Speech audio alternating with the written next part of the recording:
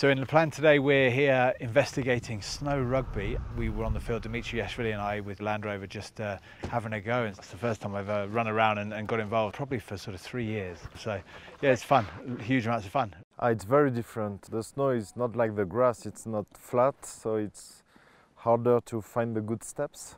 But the values are the same. It's a rugby game.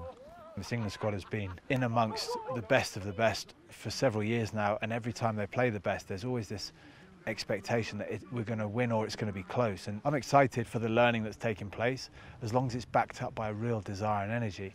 And from being around the squad and working within it a little bit as I do, believe me, there's no shortage of that. And that's really the key to anything you need for a World Cup, is a group of players that are already busy inspiring themselves, and a group of coaches who are doing the same thing, and then you get something incredible. And I think that's what they've got.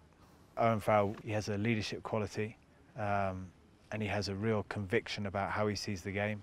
He has an openness outside of the game to learn, but when he's on the field, he's pretty ruthless. And from a number 10, that's kind of what guys around look for. It's hard to say who will win the World Cup. I think New Zealand will do it. They are at the top of the world in terms of intensity, skills. They have very good young players, very good experienced players.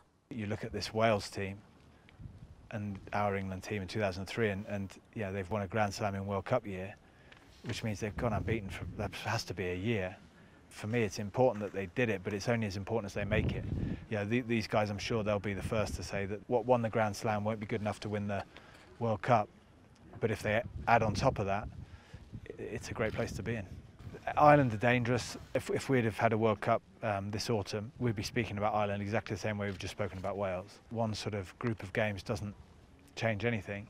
What it does do is puts Ireland back in that bracket of backs against the wall, everyone's doubting you a little bit now, and that's the worst Irish team you ever want to play against, is a team that sits in the change room and says, let's put our passion together and let's show everyone what we're about.